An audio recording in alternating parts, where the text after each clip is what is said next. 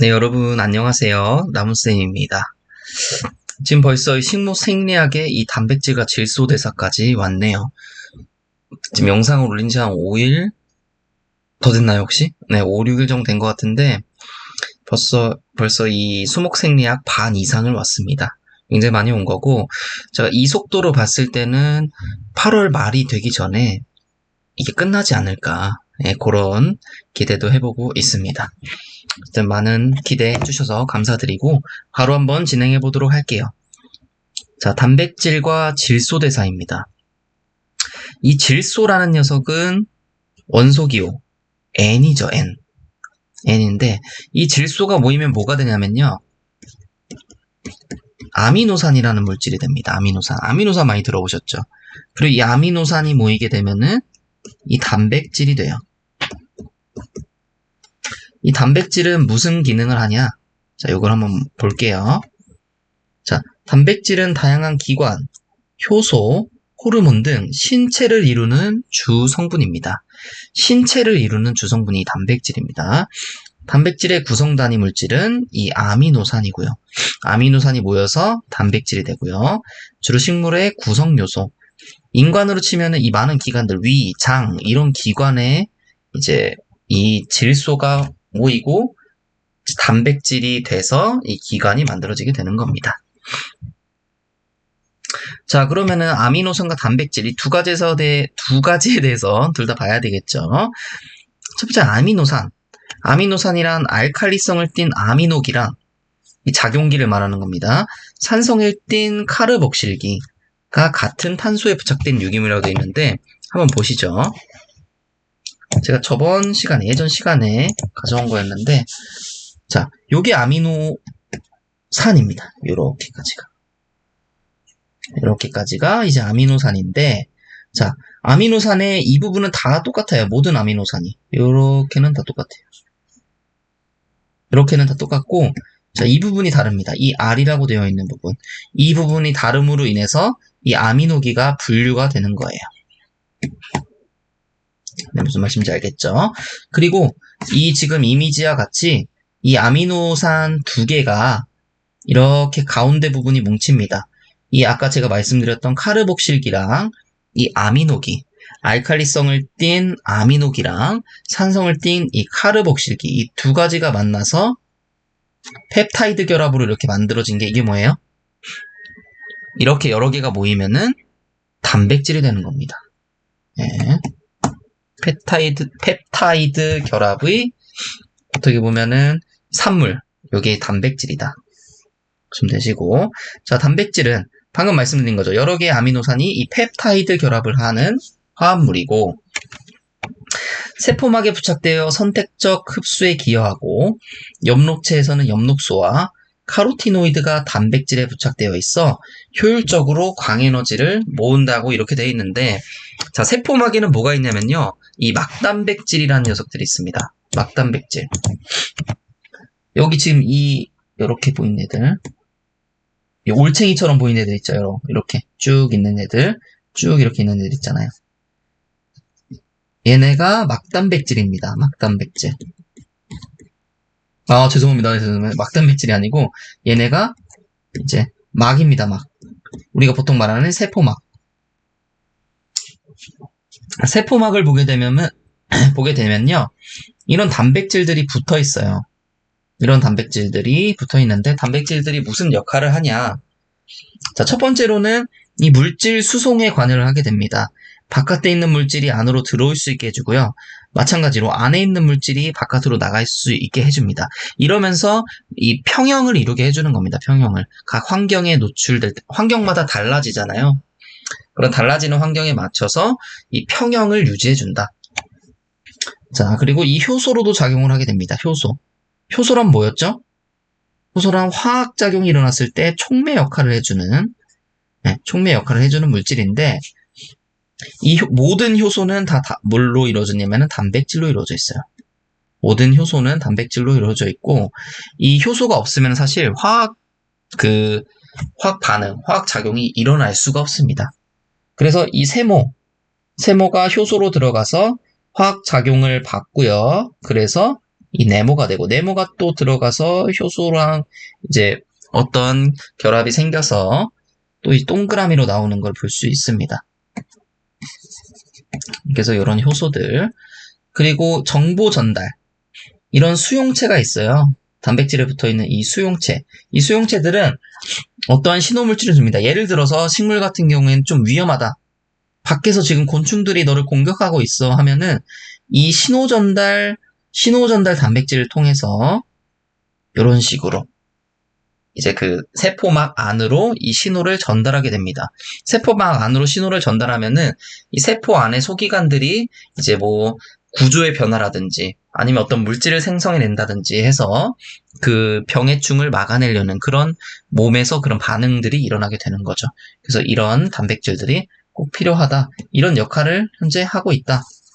자, 이렇게 보시면 됩니다. 세포막에 보통 붙어 있어요. 방금 말씀드렸다시피 모든 효소는 단백질로 구성되어 있고요. 저장물질로서도 단백질을 가지고 있습니다. 예를 들어서 종자 같은 경우에는 20만에서 40만 달톤, 요 정도의 단백질을 가지고 있다. 다섯 번째, 전자전달 매개체를 하는 이 시토크롬과 페레독신 등의 단백질. 이 시토크롬과 페레독신 같은 경우 우리 어디서 보셨었죠? 광합성 광반응에서 그 전자전달, 전자가 쭉 이동하는 경로에 이런 애들이 있었잖아요. 페레독신 같은 경우에 마지막에 관계 원에서 밀어줬을 때 여기 페레독신이 있었잖아요. 그쵸? 기억나시는 분들 계실 겁니다.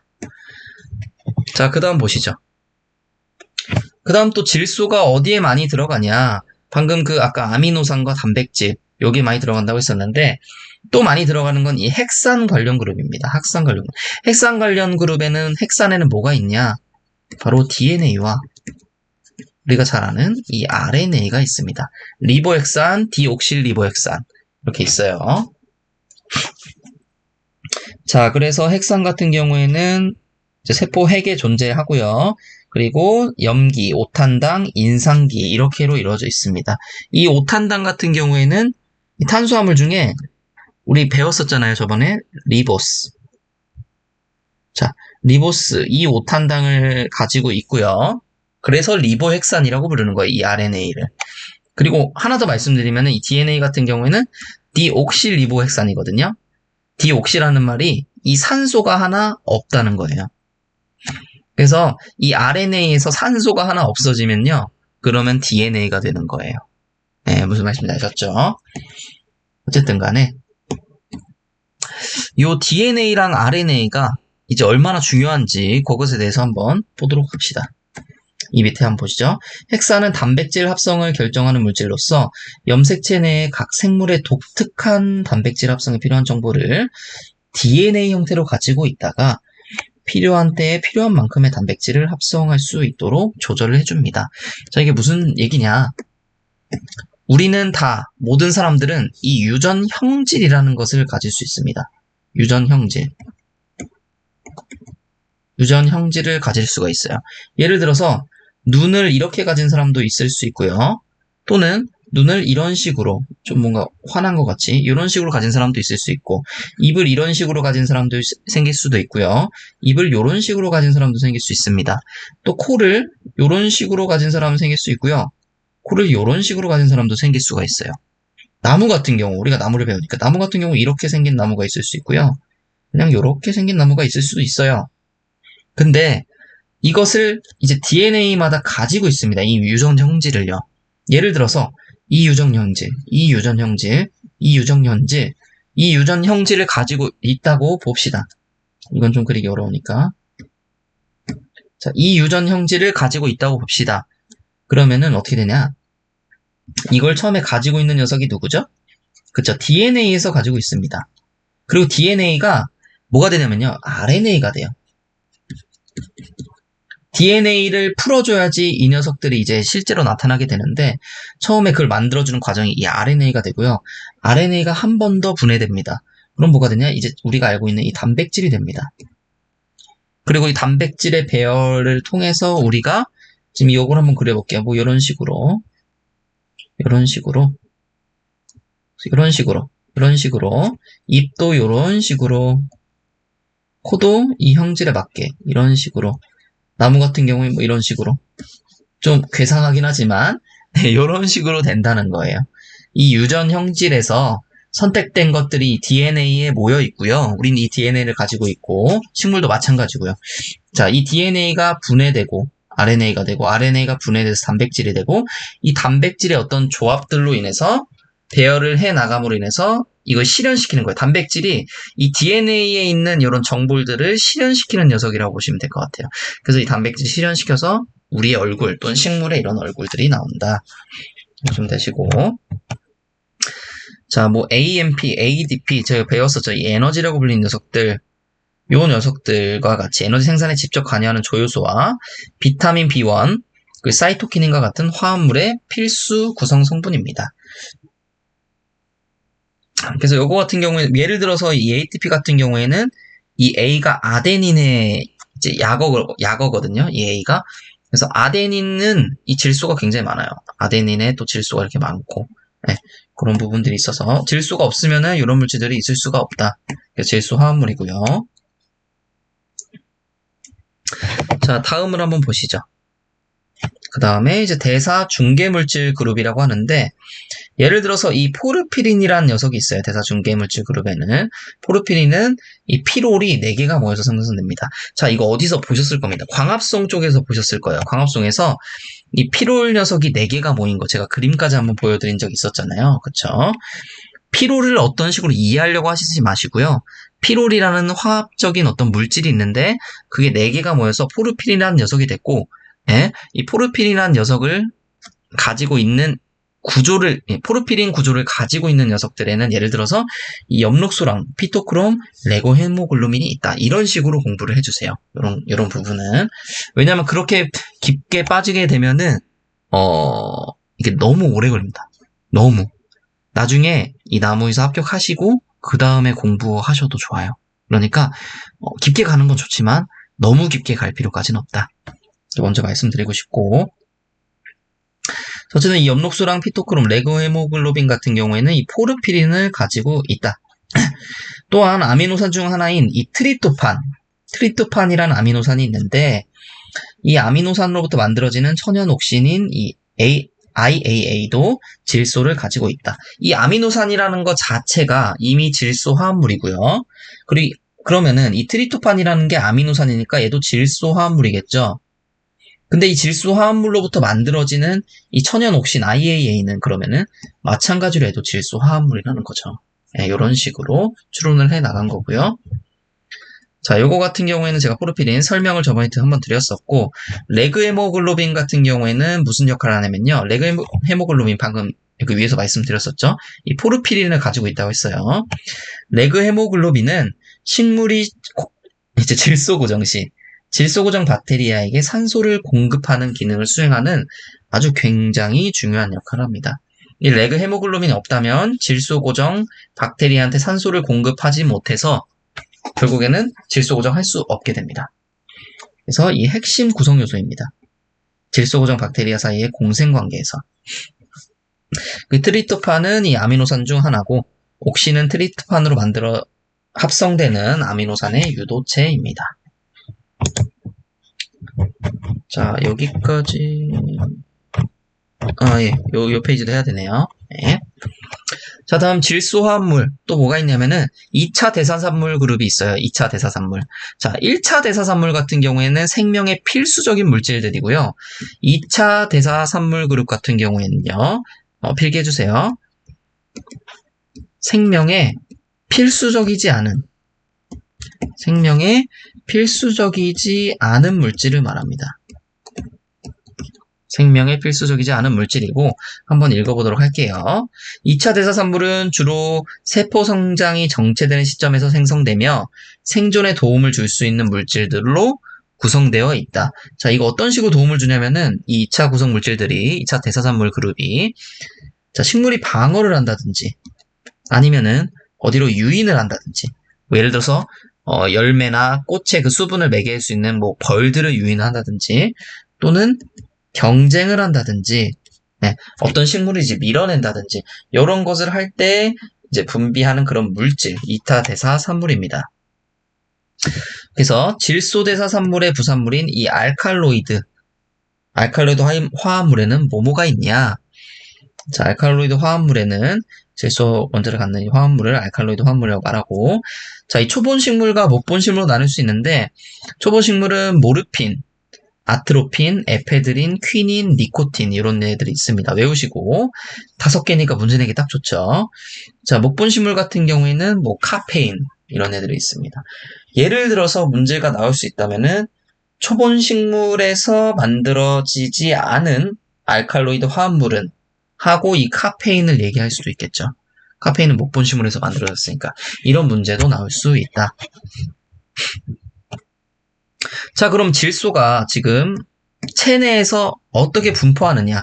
이것도 볼 필요가 있습니다. 질소가 아까 뭐 핵산 그룹이라든지 단백질 그룹, 그 2차 대사산물 그룹 이런 데 이제 질소가 많이 있고, 예.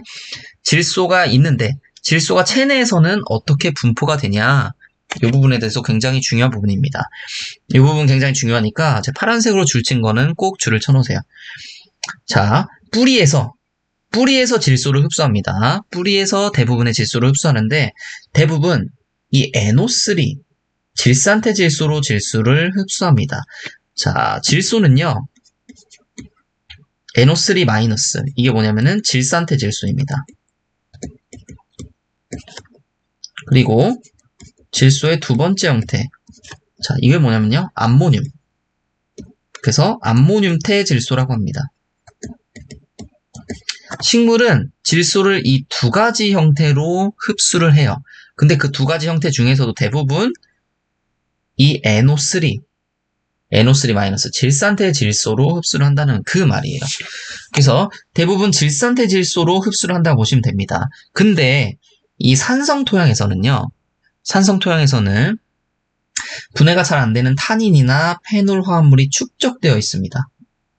타닌이나 페놀 화합물이 분해되지 않고 축적되어 있고요. 이 타닌이나 페놀 화합물로 인해서 타감작용이라는 게 발생을 합니다. 이게 나를 제외한 다른 것들을 이제 밀어내는, 이제 여기서 너네 나가, 이런 작용이 이제 타감작용이거든요. 이런 타감작용에 의해서 이 질산화 박테리아가 나가게 됩니다.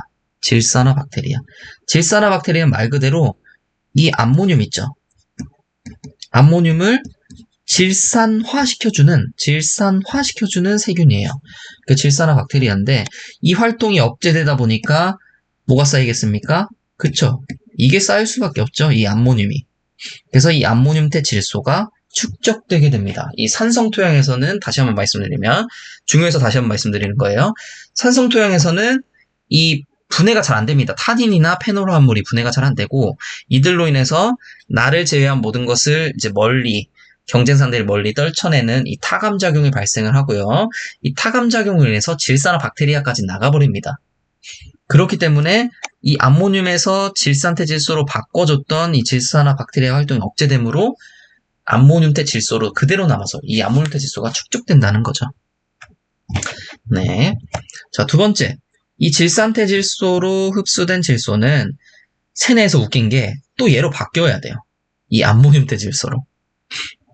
질산태 질소로 흡수가 되잖아요. 그러면은 또 이 암모늄태 질소로 체내에 들어가자마자 이 암모늄태 질소 형태로 바뀌어야 됩니다. 네. 왜 그러냐 하면은 이 아미노산으로 이용이 되기 위해서요. 아미노산으로. 네, 대부분 아미노산으로 이용이 되는데 이 아미노산으로 이용을 하려면은 이 암모늄태 질소로 바뀌어야 된다고 합니다. 그래서 이 작용을 또 뭐라고 하냐면요. 질산환원 작용이라고 해요. 아까 이 질산화는 이 암모늄태에서 질산태로 가는 것을 우리는 질산화라고 했어요. 그럼 이 반대로 가는 건 뭘까요? 여기 나왔어. 질산환원. NO3에 이 NH4, 이 H가 붙게 되죠. 수소가 붙으면 뭐라고 했었죠? 그쵸? 환원작용이라고 했었잖아요. 환원작용. 그래서 질산이 환원된다 해서 질산환원이라고 하는 겁니다. 자, 요거에 대해서는 여기 밑에서 바로 설명드릴 거고. 자, 세 번째. 질소의 저장과 이동에는 특히 아미노산 중에 이 아르기닌이 많이 관여를 합니다. 그래서 봄에 감소하고 질소비를 주면 또 증가하게 됩니다. 봄에는 감소하는 이유가 뭘까요?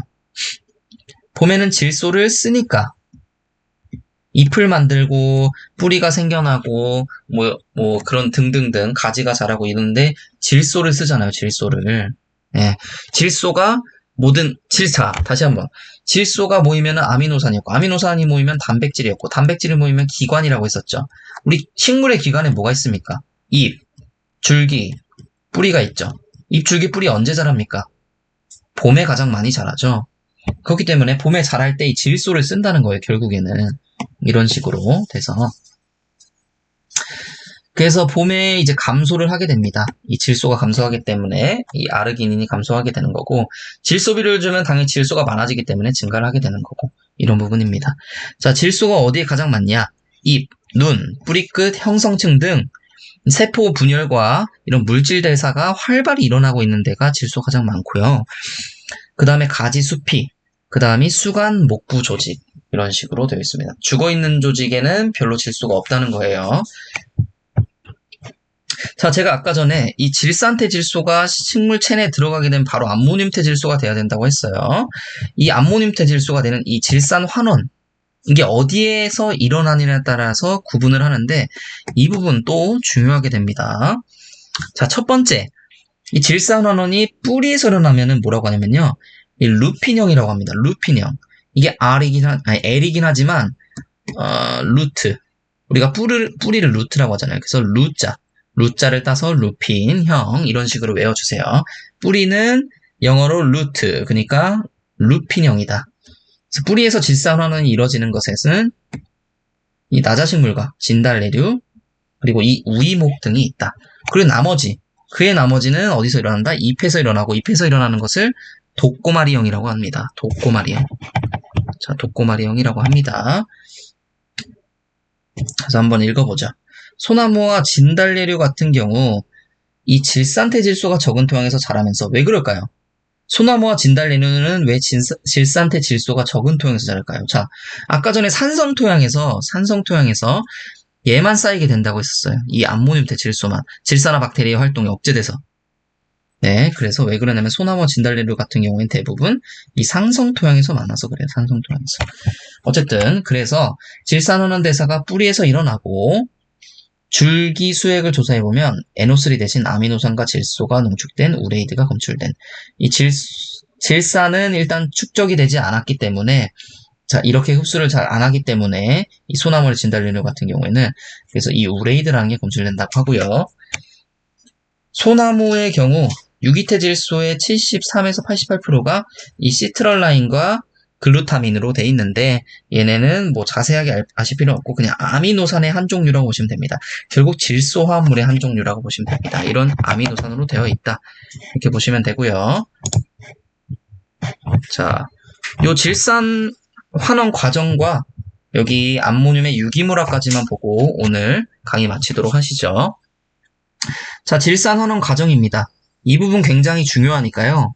이것도 또 별표 쳐놔주세요. 사실 생리학에서는 안 중요한 부분이 없지만 자, 그나마 조금 더 중요한 부분들에 이렇게 별표 치는 거예요. 자, 처음에 이 질산태 질소에서 바로 암모늄이 되는 게 아니고요. 가운데 이 아질산태를 거치게 됩니다. 그래서 질산태에서 아질산태를 거칠 때는 니트레이트 리덕테이스. 네, 니트레이트 얘가 A예요. A. 그래서 니트레이트 리덕테이스고 어디서 일어나냐면은 이 세포질 내에서 일어납니다. 자, 이 부분 무조건 알고 계시고 자, 아질산태가 됐어요. 이 니트레이트 리덕테이스 때문에 아질산태가 됐습니다. 자, 이 아질산태에서 암모늄이 되려면은 효소가 뭐가 있어야 되냐? 니트라이트. 자, 얘는 I죠. 니트라이트 리덕테이스. 얘 같은 경우에는 엽록체 혹은 전색소체에서 일어난다고 하는데 자, 이 부분은 중요합니다. 자, 잎에서 광합성을 하는 그 기관이 어디예요? 세포 소기관 엽록체죠. 그래서 얘는 질산환원이 잎에서 일어나는 독고마리형에서는 이 엽록체에서 질산환원이 일어나고 이 전색소체는 어디에 있냐면 뿌리에 있어요. 뿌리. 그래서 뿌리에서 일어나는 이 루핀형 루핀 이거 맞나요? 네, 루핀형에서 일어나게 된다. 이렇게 보시면 됩니다. 그래서 마지막에 이 암모늄이 되는 거고요. 자, 요거는 그 내용입니다. 그 내용이고, 추가적인 내용으로는 이 질산환원 효소들에는 이 Fe, 철과 몰리브덴을 가지고 있다. 이렇게 잠깐 알고 계시면 좋고, 이 질산환원 효소는 햇빛에 의해 활력도가 높아진다고 합니다. 그래서 이 효소들이 더 작용을 많이 하게 되려면 햇빛이 많아져야 되고, 햇빛이 만약에 햇빛이 없다 하면은 활력도가 낮아져서 이 질산환원이 덜 되겠죠. 이런 식으로 보시면 됩니다. 이건 한번 보시고요. 자, 암모늄의 유기물화인데, 이 암모늄은 아까 암모늄 NH4+, 체내에서 바로 NH 플러스가 된다고 해야 됐잖아요. 그쵸? NO3로, NO3- 만들어진 흡수된 질소는 대부분 NO3- 이 질산태 질소를 흡수를 하고, 이게 체내에 들어오면 바로 이 암모늄이 돼야 된다고 했어요. 하지만 이 암모늄으로 바뀐 게 또 축적되진 않아요. 축적되진 않습니다. 왜 축적되지 않냐면은 이 암모늄 이온 자체가 독성을 가지고 있습니다. 무슨 독성이냐면은 ATP 생산을 방해하는 물질이에요. 암모늄이 축적되면 이 ATP 생산을 방해하는 물질이기 때문에 암모늄을 바로 분해해가지고요, 아미노산으로 만들어버립니다. 이 과정에 대해서 제가 이거를 차근차근 보셔야 되는데, 제가 간단하게 한번 여기 써서 설명을 좀 드리도록 하겠습니다. 자, 처음에 뭐가 나와야 되냐면은, 그렇죠. 당연히 암모늄이 나와야겠죠, 암모늄이 체내에 들어왔습니다. 자, 그럼 누구랑 붙냐면은, 첫 번째, 글루타민산과 붙습니다. 글루타민산이랑 붙어요. 그래서 뭘 만들어내냐면은, 글루타민을 만들어냅니다. 바로 없어져 버리는 거예요, 얘가. 암모늄이 바로 없어져 버리고. 자, 그리고 이 글루타민은 또 누구랑 만나냐? 글루타민은 또 누구랑 만나냐면은 이 알파케토 글루타르산이라고 있어요. 알파케토 글루타르산이랑 만나서 뭘 만들어내냐면은 두 분자의 글루타민산을